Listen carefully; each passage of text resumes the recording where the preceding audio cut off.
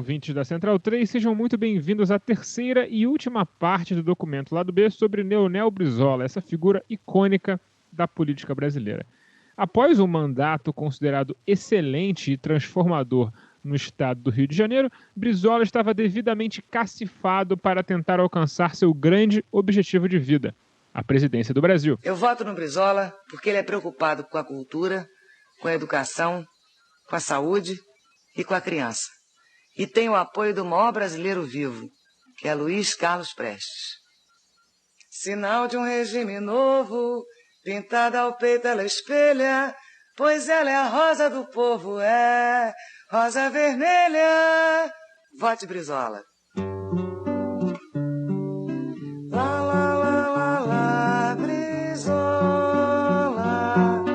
Lá, lá, lá, lá, lá, Brizola.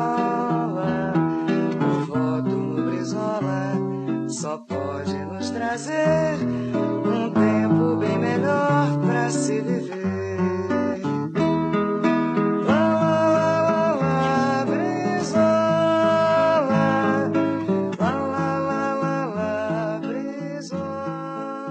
Fossem as eleições de 85 diretas, dificilmente Brizola teria adversários. Ele provavelmente tratoraria a todos.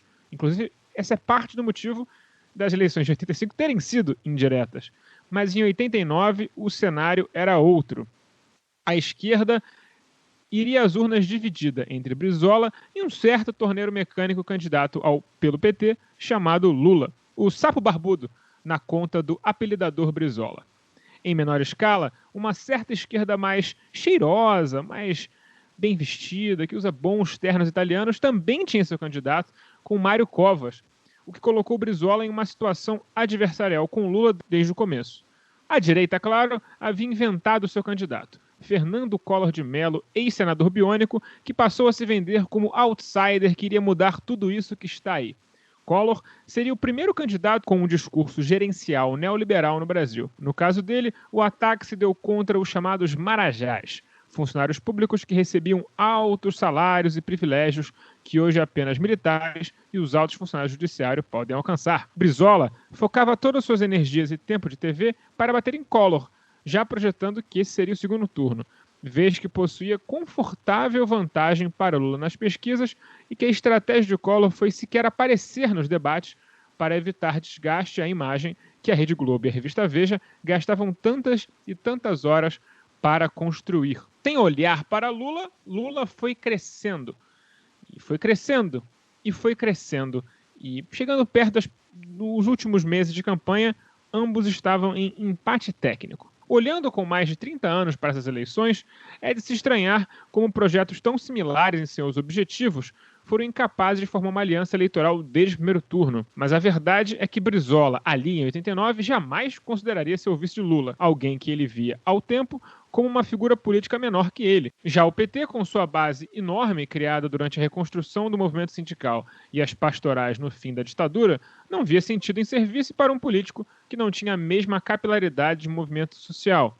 O próprio Brizola, em eleições posteriores, diria que preferia fazer alianças com a base do PT do que com o PT, que o PT era o mau gestor dessas bases, como se o partido não tivesse mérito em ter as criado, uma dissonância cognitiva brizolista. Tanto Lula como Brizola iriam para as urnas sem fazer a menor ideia quem estaria no segundo turno contra Collor. Na última eleição de boca de urna, havia uma tendência a favor do Lula, mas não havia como saber. Ao fim da contagem, Lula superou Brizola por menos de 1% dos votos, algo em torno de 600 mil votos, e acabaria ali a última chance real do velho Breza se tornar presidente do Brasil e poeticamente fechar o ciclo interrompido pelos militares em 64, quando os trabalhistas foram removidos do poder. Mesmo amargando uma indigesta derrota, algo pelo qual ele trabalhou sua vida inteira, Brizola não foi se exilar em Paris, declarando apoio a Lula imediatamente e fazendo campanha Brasil afora em um enorme esforço para eleger este sapo barbudo. O discurso era simples. Eleger Lula era a única chance do Brasil conseguir virar uma nova página em sua história, fazer um novo tipo de política, mudar a cara desse país. Mesmo juntando Covas e Brizola como cabos eleitorais, Lula perderia aquelas eleições de maneira bastante escandalosa. Mas isso é assunto para um outro documento lá do B. O Alciso falou que o PT tinha uma capilaridade que o Brizola não tinha. É interessante notar os dados estratificados. O Brizola concentrou muito a sua votação no estado do Rio de Janeiro, que ele tinha governado, no estado do Rio Grande do Sul, né, de qual era a sua origem, ele também tinha governado, e também em Santa Catarina, onde o Rio Grande do Sul tinha muita influência, né, enquanto que o PT teve uma votação grande nas periferias de São Paulo e nos interiores do Nordeste e de Minas, já teve uma votação significativa por causa dessa base, né, das pastorais e tal. E no segundo turno, é até um case, né, a transferência de voto do Brizola. Geralmente a gente sempre fala, né, quando tem segundo turno, o candidato derrotado apoia, todos os analistas falam que a transferência de votos não é automática, né? Nesse caso específico de 89, a transferência de votos do Brizola foi muito impressionante para o Lula, tanto que no segundo turno o Lula venceu a eleição no estado do Rio de Janeiro e no Rio Grande do Sul, né? Enquanto perdeu na maior parte dos estados. O Brizola sai da eleição de 89 derrotado, então ele já transfere imediatamente seu projeto presidencial para 1994, que seria a eleição seguinte pelo calendário político da época. E como aquela eleição de 89 foi a última eleição presidencial descasada dos mandatos estaduais, porque era um mandato de 5 anos ainda, né, previsto originalmente pela Constituição de 88, as eleições de governador eram descasadas, então um ano após a eleição de 89, o Brizola teria a oportunidade de voltar ao governo do estado do Rio de Janeiro, e o cenário político no estado aqui era muito favorável a isso. O governo Moreira Franco, né, Moreira que havia derrotado o candidato do Brizola em 86, Darcy, era bastante mal avaliado, era bastante impopular, o Moreira não conseguiu cumprir as suas promessas de campanha, né, desde porque eram promessas estapafúrdias. A sua principal promessa era acabar com a violência urbana em 6 meses, considerando que ele assumiu o mandato em março de 87, já passou bastante tempo, desde setembro de 87, e a gente vê aí que ele não conseguiu o seu objetivo. 1990 é um ano de crise econômica pesada, o primeiro ano do Collor presidente, é o ano do Plano Collor, é um ano de 4,5% de recessão, como já comentei no lado B do Rio, o programa principal, uma recessão maior do que a de 2020, da pandemia, para ver o poder destrutivo do Plano Collor. Então, o mar não estava para peixe para os governantes da época. E além do governo Moreira Franco ser bastante impopular, não havia reeleição na época, é sempre bom lembrar, e o candidato do Moreira Franco foi um candidato ruim. O PMDB lançou o então senador Nelson Carneiro, já de idade avançada, sem ter um carisma que chegasse perto do Brizola, e defendendo um governo ruim, né? Então não tinha muita saída para o Nelson Carneiro.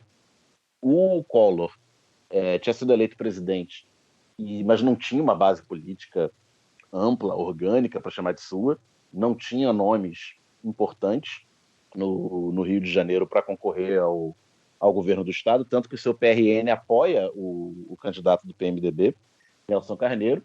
O PT vinha numa crescente, mas ainda sem estar tão estruturado assim no estado, lançou o Jorge Bittar, que havia sido o segundo colocado para prefeito na eleição de 88 no Rio. Ele é lançado a governador. Então o Brizola nada num mar muito calmo nessa campanha, trazendo o recall do seu governo, e era um recall bastante positivo, considerando que o governo Moreira deu errado, né, deu com os burros na água. Então a população do estado do Rio de Janeiro sentia saudade do seu ex. Brizola foi eleito com mais de 60% dos votos. O PDT não era, embora o PDT não fosse sua candidatura não fosse uma candidatura puro sangue, digamos assim, uma chapa, uma coligação puro sangue, né? O PDT estava coligado ao PCdoB e ao então PCB, que ainda era o PCB original. Todos os nomes principais da chapa eram do PDT, para ver como ele deu as cartas nessa campanha, né? O próprio Brizola, candidato a governador, o jurista Nilo Batista, candidato a vice-governador, e o candidato ao Senado, o Darcy Ribeiro, que tinha sido vice do Brizola no primeiro mandato, também é eleito com os pés nas costas, né? Brizola e Nilo Batista têm mais de 60% dos votos. Foi a primeira eleição com 2 turnos, e eles ganharam no primeiro turno com larga margem, né? Com mais de 10 pontos de vantagem sobre o mínimo necessário para a eleição no primeiro turno. E o Darcy foi eleito senador com 56%, uma votação muito próxima do Brizola. Em segundo lugar, num distante segundo lugar, ficou o PT, de Jorge Bittar, com 18%, e o Nelson Carneiro, candidato do Moreira, ficou lá para trás, em terceiro lugar. Apesar dessa eleição consagradora, em outubro de 90, o Brizola assume o governo do Estado em 15 de março de 91, num cenário muito adverso. Um cenário de crise econômica que continuava. Se 90 foram 4,5% de recessão, 91 foram mais de 3% de recessão, ressaca do plano Collor, com a inflação em recuperação, né, e a popularidade do Collor se erodindo por conta disso, antes mesmo de começar a falar em impeachment. E o cenário para um governador em 1991 era bastante diferente de 8 anos antes, quando o Brizola assumiu pela primeira vez, em 83, e isso eu até comentei quando falei sobre o seu primeiro governo, né, que a Constituição de 88 muda bastante os papéis federativos. Entre 83 e 91 havia tido, né, a Constituição de 88, aumenta muito as verbas e as responsabilidades dos municípios em detrimento dos estados. Então, os estados perdem muita receita com a Constituição e ainda estavam se adaptando ali em 91 sobre como lidar com essa nova realidade fiscal. E pegando num cenário de segundo ano de recessão, o cenário fiscal é bastante complicado para o governo do estado do Rio de Janeiro. Então, o cenário é praticamente terra arrasada. O Brizola não tem muito para onde correr. Diante dessa escassez de recursos e falta de opção de geração de receita em curto prazo, surge, no final daquele 1991, virada para 92, uma inusitada aliança tática, uma aliança momentânea, entre o governador Leonel Brizola e o presidente Fernando Collor, que tanto havia sido criticado por Brizola na campanha. Brizola precisava de recursos. O governo federal, apesar da recessão, sempre tem recurso, né? Como eu sempre falo aí nos podcasts da família lá do B, o governo federal emite dívida soberana, emite moeda, ao contrário do governo estadual. Então, os dois governantes isolados politicamente fazem essa aliança de ocasião e o governo do Rio consegue captar recursos, tanto para a construção de novos CIEPs, retomando o plano original do primeiro governo, que havia sido paralisado durante o governo Moreira Franco, e para a principal vedete do segundo mandato do Brizola, que é a construção da linha vermelha. Para quem não é do Rio de Janeiro, a linha vermelha é uma via expressa que liga o centro da cidade à Ilha do Governador, onde fica o aeroporto internacional do Galeão, e a Baixada Fluminense, como alternativa à, já na época, saturada Avenida Brasil. É uma obra de grandes proporções, é uma obra que envolve aterro de grandes regiões que, como consequência, permite uma certa urbanização de grandes áreas da favela da Maré, como uma certa contrapartida social, digamos assim, e uma obra de impacto e uma obra cara. Então, essa obra só sai por conta desse financiamento federal, e uma outra contrapartida é que o Collor, de uma certa forma, copia os programas dos CIEPs, dos Centros Integrados de Educação Pública, né? O governo Collor cria os CIACs, os Centros Integrados de Atenção à Criança, que tinha uma arquitetura um pouco diferente, mas a ideia era basicamente a mesma. E de ensino integral, né? De integração entre lazer e educação. E os CIACs são construídos pelo governo federal, país afora, com o Collor defendendo educação integral e o Brizola e o Collor aparecendo juntos na mídia, né, para espanto, diria que geral, tanto da direita quanto da esquerda. Nesse cenário, a oposição ao Brizola, além da oposição tradicional da direita no Estado e da Rede Globo, que ataca cada vez mais, o Brizola sofre no segundo mandato uma oposição forte de esquerda, que ele já, por parte do PT, que ele já tinha sofrido no primeiro mandato, mas que no segundo mandato é muito mais forte. Primeiro, porque o PT, em 1991 e 92, era muito maior do que durante o primeiro mandato. Segundo, por conta dessa aliança à direita tática, né, com o Collor, o PT bate pesado e também de olho na eleição de 94, né, porque a aliança do segundo turno de 89 se desfez e o Brizola, candidatíssimo em 94, Lula, candidatíssimo de novo em 94, eles sabiam que iriam disputar esse protagonismo da esquerda lá na frente de novo. Além disso, o segundo governo Brizola fica marcado, que eu falei da questão da oposição da Globo, da imprensa, o segundo governo Brizola fica, mais do que o primeiro, marcado pela questão da violência pública, da violência urbana.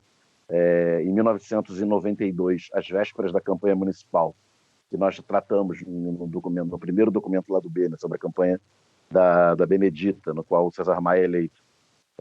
O Brizola e a sua então candidata Cidinha Campos apanham muito por conta da violência urbana, que era visto como grande problema no Rio de Janeiro. O Brizola era culpado, aquela coisa que não deixa a polícia subir na favela, né, e tal, com um governador leniente, com a violência e com a bandidagem, aquelas cenas de arrastão nas praias da Zona Sul, Copacabana, Ipanema, isso tudo é jogado pela classe média, pela imprensa na conta do Brizola. E depois daquela eleição, já no ano de 1993, tem duas chacinas que ficaram famosas, a chacina da Candelária e a chacina de Vigário Geral, marcam esse período. O engraçado é que isso contribui para essa sensação de violência urbana descontrolada que cai na conta do Brizola, mas investigações posteriores demonstraram que, no caso da chacina de Vigário Geral, a chacina da Candelária foi praticada por grupos de extermínio que eram combatidos pelo governo Brizola, dentro da polícia do Rio de Janeiro, e a chacina de Vigário Geral era uma represália do batalhão da região a uma política de combate, a política do governo de combate a esses grupos de extermínio. Os caras resolveram entrar na favela e matar geral para mostrar quem mandava ali na região, para mostrar para o governo quem mandava. Inclusive, posteriormente, isso é documentado, foi divulgado, que esses mesmos batalhões e esquadrões da morte, né, enfim, que se formavam dos batalhões da PM, tinham planos de assassinar o governador Leonel Brizola, que eles não conseguiram pôr em prática. Nesse cenário de crise econômica, controvertida aliança com o Collor, campanha da imprensa e ambiente de violência urbana, o Brizola vai ficando muito impopular ao longo do seu segundo mandato, não só com a classe média, como no primeiro, mas também nas classes populares, vai perdendo o apoio que era muito sólido a ele nas eleições anteriores. A questão do impeachment também fragiliza muito, porque no meio dessa aliança com o Collor acontece a CPI do PC Farias, a campanha do impeachment vai crescendo, o PT embarca no impeachment na primeira hora, enquanto o Brizola denuncia que é golpe, fala que por ele a CPI não saía, fala numa entrevista que por ele a CPI do PC não sairia, e declara apoio ao impeachment já na hora que ficou claro que o Collor não teria saída, já para setembro. A votação na Câmara é 29 de setembro. E só semanas antes o Brizola declara apoio ao impeachment e ficou muito marcado por isso.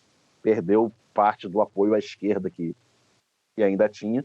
O Collor cai, então o Brizola volta a ficar muito isolado politicamente, tanto à direita quanto à esquerda, e é nesse cenário de muita impopularidade que ele renuncia ao governo do Estado em abril de 1994 para poder concorrer, 6 meses antes de outubro, para poder concorrer nas eleições presidenciais de 1994.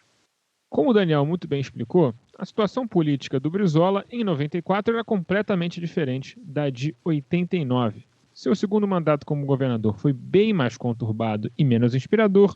Essa aliança com o Collor queimou muito do capital político dele e as suas perspectivas eleitorais eram muito diferentes.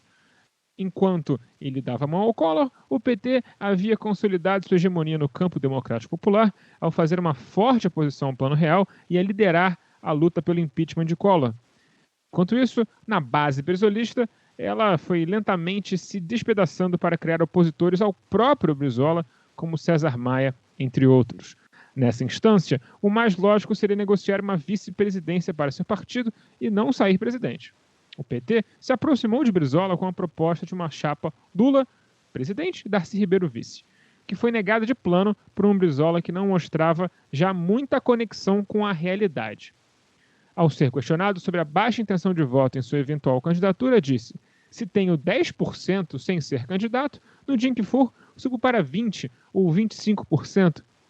Talvez, em alguma medida, essa expectativa tenha sido alimentada por talvez um dos momentos mais épicos da carreira de Brizola, o dia em que ele conseguiu um direito de resposta em pleno Jornal Nacional, que foi lido por um Cid Moreira bastante mal-humorado.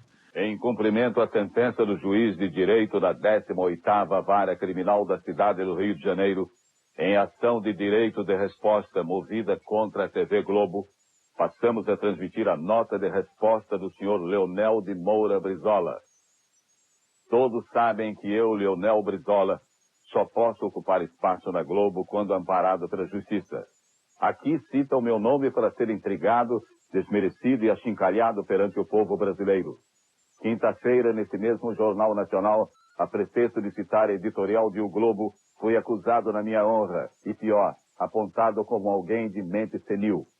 Ora, tenho 70 anos, 16 a menos que meu difamador Roberto Marinho, que tem 86 anos. Se é este o conceito que tem sobre os homens de cabelos brancos, que os use para si. Não reconheço a Globo autoridade em matéria de liberdade de imprensa, e basta para isso olhar a sua longa e cordial convivência com os regimes autoritários e com a ditadura de 20 anos que dominou o nosso país. Todos sabem que critico há muito tempo a TV Globo, seu poder imperial e suas manipulações. Mas a ira da Globo que se manifestou na quinta-feira não tem nenhuma relação com posições éticas ou de princípio. É apenas o temor de perder o negócio bilionário que para ela representa a transmissão do carnaval. Dinheiro acima de tudo. Em 83, quando construí a passarela, a Globo sabotou, boicotou, não quis transmitir e tentou inviabilizar de todas as formas o ponto alto do carnaval carioca. Também aí não tem autoridade moral para questionar-me. E mais, reagi contra a Globo em defesa do Estado do Rio de Janeiro, que por 2 vezes contra a vontade da Globo elegeu-me como seu representante maior. E isto é que não perdoarão nunca. Até mesmo a pesquisa mostrada na quinta-feira revela como tudo na Globo é tendencioso e manipulado. Ninguém questiona o direito da Globo mostrar os problemas da cidade. Seria antes um dever para qualquer órgão de imprensa. Dever que a Globo jamais cumpriu quando se encontravam no Palácio Guanabara governantes de sua predileção. Quando ela diz que denuncia os maus administradores, deveria dizer sim, que ataca e tenta desmoralizar os homens públicos que não se vergam diante do seu poder. Se eu tivesse as pretensões eleitoreiras de que tentam me acusar, não estaria aqui lutando contra um gigante como a Rede Globo. Faço porque não cheguei aos 70 anos de idade para ser um acomodado. Quando me insulta por nossas relações de cooperação administrativa com o governo federal, a Globo remorde-se de inveja e rancor, e só vê nisso bajulação e servilismo. É compreensível. Quem sempre viveu de concessões e favores do poder público não é capaz de ver nos outros senão os vícios que carrega em si mesmo. Que o povo brasileiro faça seu julgamento e, na sua consciência lúcida e honrada, separe os que são dignos e coerentes daqueles que sempre foram servir, gananciosos e interesseiros. Assina Leon. Esse direito de resposta se deu por causa, enfim, dos milhares e centenas de ataques explícitos que a Rede Globo de televisão fazia contra o próprio Brizola. Mas o efeito eleitoral disso não foi verificado. Brizola fez feio nas urnas, conseguindo apenas 3% dos votos, o que o fez chegar atrás do fascista folclórico Enéas Carneiro e de Orestes Quércia. E perder para Orestes Quércia é uma dor que Brizola provavelmente carregou para seu túmulo. Ele amealhou apenas 20% dos votos que ele teve em 89, mais ou menos. Seus erros políticos levaram a que a sua capacidade eleitoral presidencial se tornasse nula. Mas Brizola ainda teria tempo de vida para continuar errando, não é mesmo, Caio Belandi? Isso aí os ouvintes vão dizer, né? Vou contextualizar aqui. O primeiro mandato do presidente Fernando Henrique Cardoso, houve a famosa aprovação da emenda da reeleição. Então, em 97, a esquerda tentava encontrar uma forma de impedir um novo mandato tucano a ser conquistado em 98, e começavam as primeiras notícias de que Lula e Brizola iriam se unir. PT e PDT eram rivais da mesma raia ideológica, como já falamos ao longo dos programas, e se alfinetavam sempre que podia, inclusive Lula e Brizola. Mas a forte coligação em torno do FHC fez com que os partidos entendessem que precisavam juntar os esforços. Naquele momento específico, 97, o PT queria um palanque, já que o PSB, um aliado em 89 e 94, endurecia o jogo e ameaçava lançar Ciro Gomes, ele mesmo, como candidato. Já o PDT estava de olho no apoio petista nas eleições estaduais, principalmente no Rio de Janeiro, o reduto brizolista. Em setembro de 97, a Folha de São Paulo noticiava: Brizola defende chapa com Lula e admite sair como vice. Para o pedetista, a chapa enterraria de vez os planos de Golbery para dividir as forças populares. Mencionando aí essa tese da criação do PT seria um plano da ditadura dos militares para esvaziar o trabalhismo. Nesta matéria da Folha, o presidente do PDT também criticava o ex-ministro de FHC Ciro Gomes, então cogitado como presidenciável do PSB, mas que viria a concorrer mesmo pelo PPS. Abre aspas para Brizola: a candidatura Ciro é um fato novo, mas ele precisa queimar os vínculos com o situacionismo para ser levado a sério, fecha aspas. Já em outubro, o PT disse sim ao PDT e a chapa Lula-Brizola começava a ganhar forma. Faltava agora combinar com os cariocas, isso mesmo. O PT fluminense queria um candidato próprio, mas para ter Brizola como vice, Lula precisaria convencer o partido a apoiar uma candidatura do PDT. Esse candidato do PDT era o então prefeito de Campos dos Goytacazes, Antony Garotinho. Em 96, o PT nacional já havia boicotado a candidatura de Chico Alencar em prol do pedetista Miro Teixeira. Mas em 98, o partido interferiu diretamente e barrou a candidatura de Vladimir Palmeira, ficando com o lugar de vice na chapa do PDT.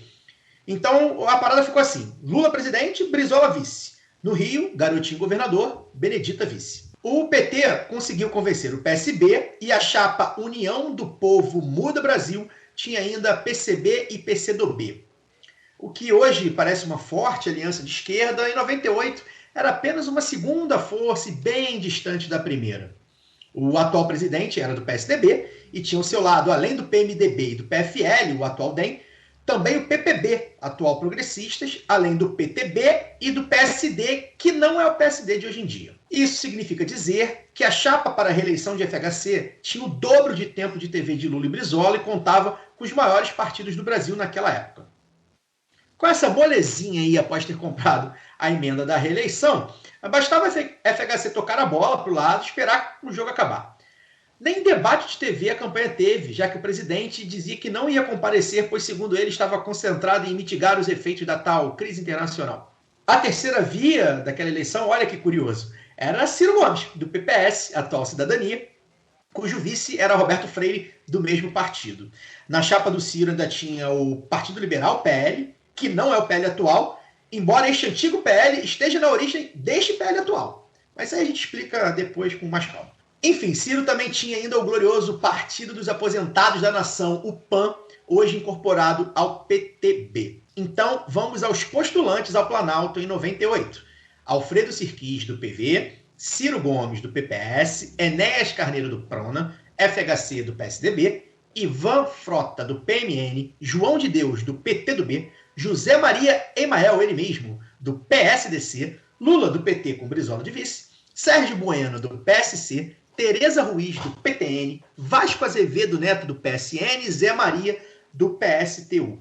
Cabe lembrar aqui que o ex-presidente impeachmentado Collor, do PRN, tentava ser candidato, mas o TSE negou o registro, já que Collor não poderia assumir o mandato. E uma situação como esta de nosso país pode levar a um clima de incompreensão na vida nacional, um clima de desentendimento, um clima que pode levar o Brasil a uma situação desastrosa. Nós precisamos, essencialmente, abrir os nossos olhos. E nós, trabalhistas, temos o dever de sermos os primeiros, aqueles que mais venham propugnar pela união, pela soma de todas as forças populares e democráticas de nosso país. Chegou a hora da união. Se antes não foi possível, agora o é. Nós temos que nos unir. As nossas diferenças não são nada, são desprezíveis. O mundo nos aponta esse caminho da união. A partir de agora, não me sinto com diferença alguma em relação a vocês. Nós temos que nos unir, nós temos que nos compreender, temos que superar as nossas dificuldades. Porque unidos nós vamos apontar um rumo, nós vamos balizar os caminhos do povo brasileiro para superar essa situação extremamente ameaçadora e delicada que aí temos diante de nós. A campanha da chapa Lula-Brizola enfrentou diversas dificuldades. Além do tempo de TV bem menor, o dinheiro também era curto. E, para piorar, Brizola e Lula não falavam a mesma língua, como já era de se esperar, né? Enquanto o Brisa defendia a anulação de privatizações de FHC, o PT jogava panos quentes nesse assunto, né? Calma, vamos ver caso a caso, não é bem assim, vamos assustar as pessoas. E se por um lado Brizola era bem enérgico com a venda do país, por outro criticava o MST, aliado do PT, por suas ocupações em latifúndios. Para Brizola, a reforma agrária é sim, mas sem invasões. Calma, tem que ver caso a caso, não é bem assim, vamos assustar as pessoas. Enfim, esses dois conflitos aí dão a tônica do que foi a chapa, o que eu chamo de Romário Edmundo da política. Houve esperança quando, em junho, o Vox Populi teve uma pesquisa que dava 30% para o FHC e para o Lula. Mas a alegria durou pouco e o FHC foi ganhando distância até se reeleger em primeiro turno com quase 36 milhões de votos, ou 53%. Lula e Brizola teve 21 milhões com 31%. Em terceiro, Ciro Gomes, com 7 milhões e quase 11%. Em quarto, Enéas, com mais de 1 milhão de eleitores e 2% dos votos válidos. A união PT-PDT de Lula e Brizola naufragava sem deixar grandes saudades. Nos estados, Lula venceu apenas no Rio, e por apenas 3 mil votos de diferença, e no Rio Grande do Sul, com uma diferença bem maior, de 400 mil. Nas demais unidades da federação, a FHC só não ganhou no Ceará, onde, para variar, deu Ciro Gomes. O Brizola nunca virou presidente porque ele nunca foi governador de todos os estados da federação. Verdade. Ele só ganhava no estado que ele governou. Não, falar dos governadores, falar um pouco dessa eleição também de 98, que foi a primeira eleição que eu votei, né? Então estou aqui de testemunho ocular da história. Que foi esse processo todo, eu cheguei a acompanhar, né? O Caio falou da eleição de 96, no Rio de Janeiro, que a direção nacional boicotou a candidatura do Chico Alencar para favorecer o Miro, e ironicamente o Chico ficou em terceiro, quase beliscou um segundo turno, e o Miro naufragou em quarto lugar, com 10%. Isso já demonstrando um ocaso do brizolismo, um ocaso eleitoral do PDT no Rio de Janeiro. Para a eleição de 98 foi essa grande polêmica, né? O PT ainda em ritmo de crescimento, crescia a cada eleição, desde 89, o Diretório Estadual deliberou pela candidatura própria do então deputado federal Vladimir Palmeira, e o Diretório Nacional interveio e bancou a aliança com o PDT e com a então senadora Benedita da Silva de candidata a vice. O Garotinho, candidato do PDT, ele havia surgido no cenário estadual na eleição anterior para governador, em 94. Ele havia sido prefeito de Campos, eleito em 88, né, de 89, foi prefeito de 89 a 93, não havia reeleição, portanto teve que sair ao final do mandato, e tinha sido um prefeito muito popular de Campos. Eu não sei se tinha alguma pesquisa ou se ele simplesmente inventou isso, mas ele se dizia o melhor prefeito do Brasil, tanto que isso apareceu na sua música eleitoral, né, os mais antigos vão lembrar que o melhor prefeito do Brasil vai virar governador. Sendo o Garotinho, pode ser tanto pesquisa quanto invenção dele. Ambos são igualmente prováveis. Exatamente. E aí, em 94, com o Brizola muito impopular ao final do mandato, como eu falei aqui, né, o Nilo Batista, o vice-governador, completando o mandato, nenhum figurão do PDT, vários figurões haviam saído do partido, né? Marcelo Alencar havia saído para o PSDB, levou uma galera, o César Maia havia saído, foi ser eleito prefeito no PMDB para depois entrar no PFL, e os que tinham sobrado, o pessoal tinha um pouco de medo de concorrer, defendendo o legado ali do segundo governo Brizola. O Jorge Roberto Silveira, que havia sido um prefeito de Niterói na mesma época, que também saiu muito bem avaliado, preferiu tentar o Senado e perdeu, mesmo com 2 vagas. O Garotinho, prefeito de interior, né, não tinha muito a perder, saiu candidato a governador e surpreendeu na eleição de 94, com toda a impopularidade do Brizola. Inclusive, em matérias da época, você acha que ele era o governador pior avaliado entre os estados que tinham pesquisa, então não tinha pesquisa ainda nos 27 estados. o Garotinho conseguiu pegar um segundo turno e fez um segundo turno disputado contra o Marcelo Alencar, que era favoritíssimo, porque era um ex-prefeito da capital, tinha tido um mandato bem avaliado, estava no PSDB do Fernando Henrique, né, que fez barba, cabelo e bigode naquela eleição de 94, elegeu o presidente da República, os governadores dos estados mais ricos, Rio de Janeiro, São Paulo e Minas Gerais. Então, plano real bombando, né, já tinha expectativa do Marcelo Alencar encerrar a fatura no primeiro turno.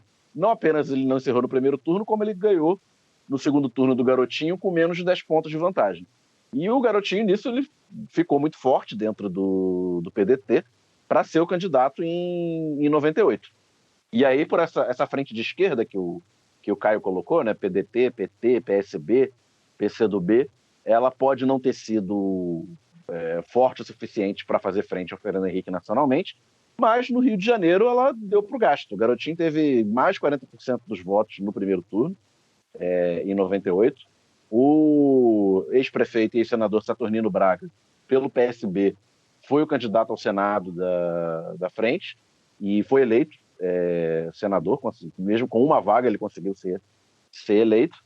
E o Garotinho e Benedita foram para o segundo turno contra o César Maia, que era o favorito no início da campanha, porque também tinha sido um prefeito da capital bem avaliado, como o Marcelo Alencar. O Marcelo tinha feito um mandato muito ruim, sequer foi candidato à reeleição, lançou o seu vice-governador, que é o atual deputado estadual Luiz Paulo Correia, que é uma figura pouco conhecida do grande público, sem maior carisma, e defendendo um legado de um governo que era ruim o suficiente para o titular não ser candidato à reeleição, embora pudesse.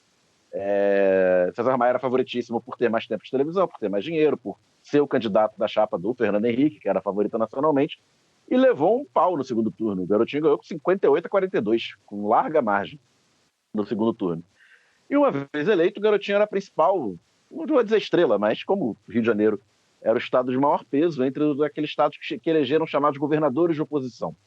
E aí, hoje pode soar estranho falar do governador de oposição, porque mesmo durante os mandatos petistas, e agora a gente não tem um bloco tão fechado assim de governadores como existiu no primeiro mandato do Fernando Henrique.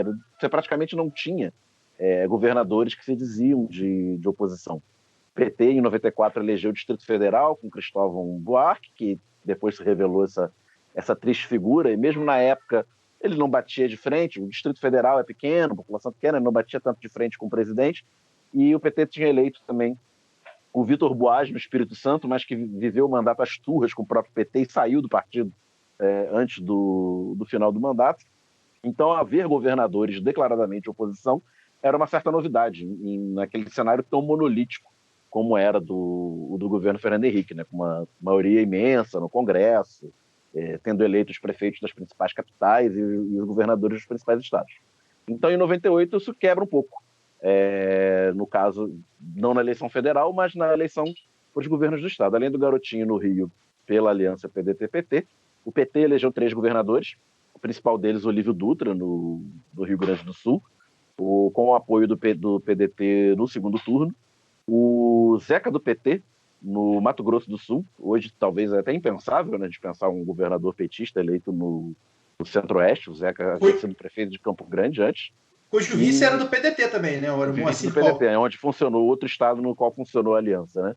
E no Acre, o PT elegeu o Jorge Viana, hoje senador, com uma inusitada aliança com o PSDB. O governador do PT e o PSDB de vice. E na época isso ganhou uma certa atenção na mídia, no caso sendo visto como uma quebra contra as oligarquias locais no Acre, né? Os 2 partidos da modernidade, digamos assim, os projetos de modernidade, o PT e o PSDB, derrotando essa oligarquia local no Acre. E iniciou um período que acho que foram de 20 anos do PT no governo do Acre, que só foram quebrados agora na última eleição, em 2018.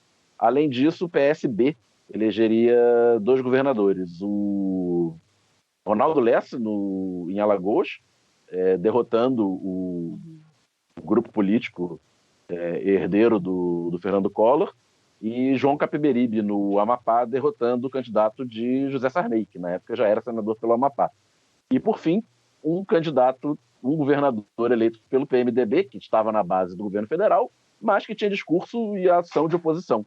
O ex-presidente Itamar Franco, que queria ter sido candidato a presidente em 98, tinha rompido com o Fernando Henrique, tinha apoiado o Fernando Henrique em 94, rompeu com o Fernando Henrique ao longo do mandato, né, um discurso bastante nacionalista, bem à esquerda do que ele mesmo tinha feito como presidente da República no seu mandato tampão. Apresentou seu nome à convenção do PMDB para sair candidato em 98, perdeu, a convenção optou pelo apoio ao Fernando Henrique, embora no final das contas o PMDB não tenha apoiado formalmente a candidatura do Fernando Henrique. Itamar saiu candidato a governador de Minas, foi eleito e protagonizou grandes cenas, grandes momentos do nosso futebol. Logo no início do mandato, em janeiro de 99, ele assumiu o governo e havia planos para a privatização de Furnas, né, das Furnas Centrais Elétricas. E o Itamar mandou a PM, a cavalaria da PM, cercar as usinas hidrelétricas de Furnas e falou que não pagaria a dívida do Estado com o governo federal. Ao longo do primeiro governo Fernando Henrique havia acontecido uma grande renegociação das dívidas estaduais e o governo federal encampado as dívidas estaduais e diluído isso ao longo do tempo. Itamar falou que não pagaria a dívida, que faria uma moratória e tal. E isso foi vendido com um escândalo imenso na imprensa de que o Itamar estava prejudicando o Brasil, a imagem do Brasil no exterior, com esse papo de moratória, de mandar PM para a privatização, o que não fazia sentido nenhum, porque a dívida de Minas era com o governo federal, não era com os credores internacionais. E, ao mesmo tempo, a paridade do real com o dólar vinha fazendo água, porque seguraram o que puderam para a campanha de 98, para fazer a campanha da reeleição com o dólar ali valendo mais ou menos R$1, e isso explodiu em janeiro de 99, o dólar dobrou de preço, caiu o presidente do Banco Central, o presidente do Banco Central preso, aquela confusão, juros lá em cima, e botaram a culpa no Itamar, porque ele falou que não queria pagar a dívida do Estado. Essas coisas de sempre da imprensa. O legado dessa eleição de 98 ficou esse de quebrar um pouco essa estrutura monolítica de apoio ao governo Fernando Henrique, e que ia, ao longo dos 4 anos do segundo mandato, com todos os problemas que o segundo mandato teve, provocar rachaduras cada vez maiores na aliança governista e levar à eleição de 2002. Esse foi o documento lá do Eleições de 98 com Daniel Soares. Enfim, vamos voltar para o nosso Brizola, né? Falar aqui do Rio, o garotinho se elegeu, mas ele estava marcando uma posição ali, tá? Ele dizia assim, não sou igual ao Brizola. O garotinho chegava a dizer que ele seria o Brizola do Brizola, explicando que o próprio mentor discordava das posições de Jango, que era o seu padrinho político. E aí é nesse contexto aí que o PDT começava a rachar e a pujança eleitoral de Brizola, que já não era grandes coisas, entraria em declínio para nunca mais voltar. Após o fracasso da chapa com Lula, o Brizola, no dia seguinte, disse que não iria mais concorrer a nenhum cargo, iria manter sua atuação política fora de eleição e mandato. Com o fim da campanha de 98, ele também voltaria a se engalfinhar com Lula. Comentou com irritação o encontro entre o petista e a FHC. Mas o presidente Tucano iniciava o segundo mandato com uma queda de popularidade. E aí o Brizola já começava a se imaginar no Planalto de novo. Mas antes teria uma nova empreitada. Em 2000, o pedetista tentaria a Prefeitura do Rio, que agravaria ainda mais o seu ocaso eleitoral. Aqui, 2000, Prefeitura do Rio, o cenário estava bem complicado. Quem mandava e desmandava no Rio era ele, o papai de Rodrigo, César Maia, já citado aqui, cujo início de carreira política foi no PDT do Brizola, tendo inclusive participado da administração do primeiro mandato do velho Brisa. César Maia tinha sido eleito em 92 pelo PMDB e feito a sucessão em 96, tendo elegido seu secretário Luiz Paulo Conde, um poste político, ainda no período pré-emenda da reeleição. Em 2000, já rompido, Maia e Conde cruzariam os bigodes. O Brizola estava isolado no PDT com o Miro de vice. E aí ele ficou apenas em 4º lugar com 9% dos votos. Por apenas 14 mil votos... com um garotinho, né? Isso. Por apenas 14 mil votos, Benedita do PT ficou de fora do segundo turno. Brizola, isolado no PDT com o Miro de vice, ficou apenas em 4º lugar com 9% dos votos. Por apenas 14 mil votos, Benedita, do PT, ficou fora do segundo turno. E uma história que a gente pincelou no documento lá do B número 1. César Maia, agora no PTB, numa coligação com outros 10 partidos, disputaria com o Conde do PFL, que foi o mais votado da primeira etapa. E aí o PDT de Brizola declarou-se neutro, embora criticasse nominalmente apenas o Conde. E aí nessa eleição o partido já bem rachado, com o Garotinho tentando assumir o controle do que pertenceu a Brizola por 20 anos, desde a fundação da legenda. Nesse contexto aí, o Garotinho apoiava por debaixo dos panos o Conde, e o PDT brizolista dizia que o candidato do PFL era o candidato da direita de FHC e de Garotinho. Enfim, o clima azedava de vez no PDT e aí o Garotinho saiu do partido. O velho Brizola permanecia relevante nessa disputa interna, ganhando essa disputa com o Garotinho, mas a sua força estava cada vez menor. Em 2002, Brizola voltaria a concorrer, agora ao Senado, e encerraria sua trajetória nas urnas de maneira bem melancólica. Rompido de vez com o PT, o PDT nacional fechou com Ciro Gomes, do PPS, mas sem levar a vaga de vice, que ficou com o PTB de Paulinho da Força. Entre tapas e beijos ali com Lula, o Brizola ainda mencionava que via no petista uma possibilidade real e chegou a pedir reflexão do PDT para apoiar o PT. No fim, Brizola e PDT apaziguaram os ânimos e o partido foi mesmo com o Ciro. O afiliado político Garotinho, que pintava como a principal liderança pedetista depois do Brizola, agora era um inimigo, lembremos. Fora do PDT, o Garotinho lançou-se candidato ao Planalto pelo PSB.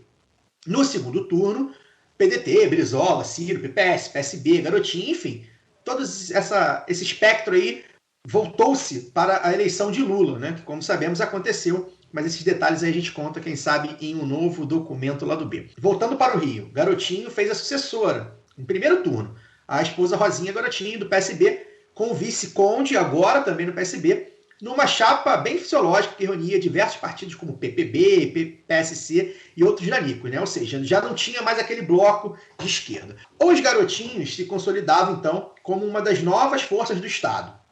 E aí, no Senado, o Brizola fracassou. Ficou apenas na 6ª colocação, com 8,23% dos votos, ou mais ou menos ali 1.200.000. As duas vagas ficaram com 2 nomes cujas trajetórias prometiam. E você, meu caro ouvinte, minha cara ouvinte, certamente já ouviu falar nesses nomes, hein? Sérgio Cabral Filho, do PMDB, embora ainda jovem, já tinha uma carreira política relevante e ficou com 27% dos votos. A segunda vaga no Senado ficou com o estreante Bispo Marcelo Crivella, ele mesmo, do PL, com 21%. A terceira colocação foi do pastor Manuel Ferreira, do PP, também ligado às igrejas evangélicas, né? Era uma amostra aí do que aguardava o Estado, que é o berço dessa teocracia miliciana brasileira que vivemos atualmente. O Edson Santos, do PT, e o Arthur da Távola, que tentava a reeleição pelo PSDB, também ficaram na frente de Brizola. No dia da eleição, quando as pesquisas já apontavam que o velho Brisa, de 80 anos, ficaria fora do Senado, a Folha noticiava que o trabalhista jogava a toalha. Abre aspas para Brizola, hein? Quando optei pela democracia, eu sabia que se perde e se ganha. Tenho perdido e ganho muitas eleições, mas o PDT e o Brizola são plantas do deserto. Basta uma gota de orvalho e já reverdejamos. Deixa pensarem que somos cachorros mortos. Sou de uma geração que vai durar 110 anos. Nos últimos 10 eu vou descansar, mas até os 100 anos vou estar aí, andando para frente, de bem com a vida. Fecha aspas. De 82 a 2000, vejam bem, foram realizadas 10 eleições para o governo do estado e para a prefeitura da capital, falando de Rio de Janeiro, obviamente. Metade dessas eleições teve vitória do PDT de Brizola, tá? Brizola em 82 e 90, Saturnino em 85, Marcelo Alencar em 88 e Garotinho em 98. Das outras 5, em 3 foram eleitos políticos que surgiram do brizolismo, mas que haviam rompido com Brizola. Caso de César Maia em 92 e 2000 e Marcelo Alencar em 94, que era do PSDB. Era o fim da linha da trajetória política de Brizola, que ainda brigaria com o governo petista em 2003, tirando o PDT da composição governista a contragosto da bancada do Congresso. Já no caso de carreira e de vida, o Brizola chegou a negociar a articulação de oposição com os partidos de direita, né? Fazendo acenos até para Jorge Bonhoeffer, um cacique do PFL de Santa Catarina. Também havia se reunido com Garotinho, insatisfeito no PSB, que tentava uma costura eleitoral em 2004 que representasse uma terceira via contra o PSDB e o PT. E essa terceira via envolveria o PMDB, com direito, veja bem, à candidatura de Michel Temer à Prefeitura de São Paulo.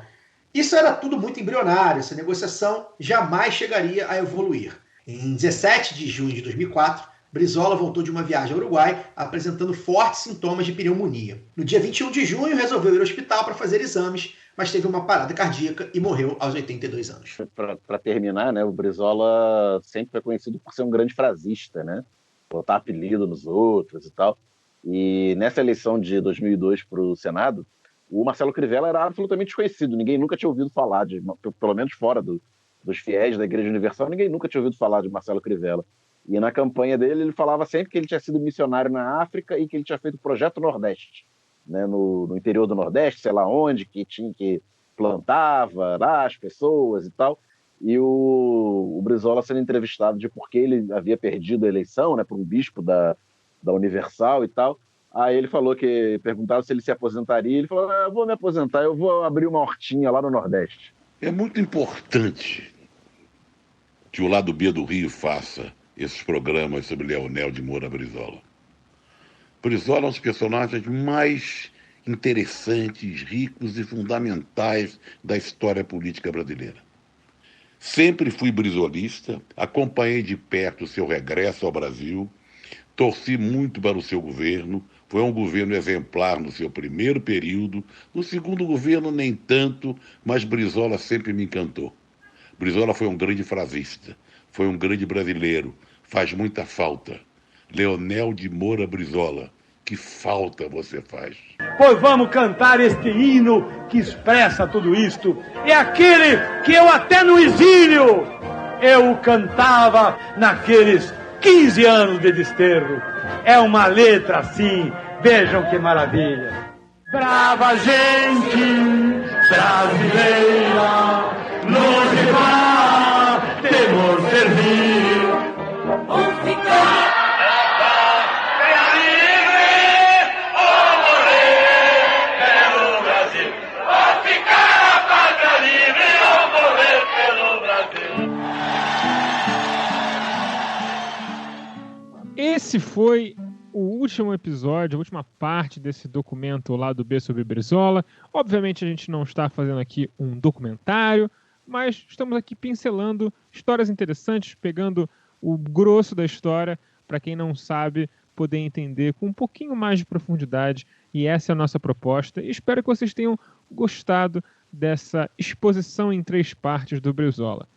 Como nós fizemos com o episódio do Verão da Lata, em janeiro, o próximo episódio deve ser uma pegada assim, mais leve, mais tranquila, e a gente vai tentando alternar coisas mais sérias com coisas mais leves, até porque o Brasil nos obriga a buscar a leveza.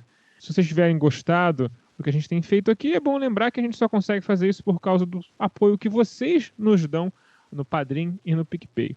Então, se vocês querem que a gente continue fazendo esse tipo de coisa, que a gente faça mais coisas, que a gente consiga diversificar e aprofundar o nosso trabalho, considere se tornar você também um apoiador em www.padrim.com.br/Lado B do Rio. Eu sei que você não anotou, mas está na descrição do episódio o link. É só clicar lá, botar seu cartãozinho, seu boletinho para jogo e apoiar a gente como você puder. O apoio mais barato começa de R$2 por mês. De qualquer maneira, muito obrigado pela audiência de vocês. Sexta-feira tem um episódio regular do Lado B do Rio e semana que vem talvez tenha uma grande loucura na nossa agenda, mas a gente promete que vai ser pro bem do Lado B e pro bem de você, ouvinte. Até lá!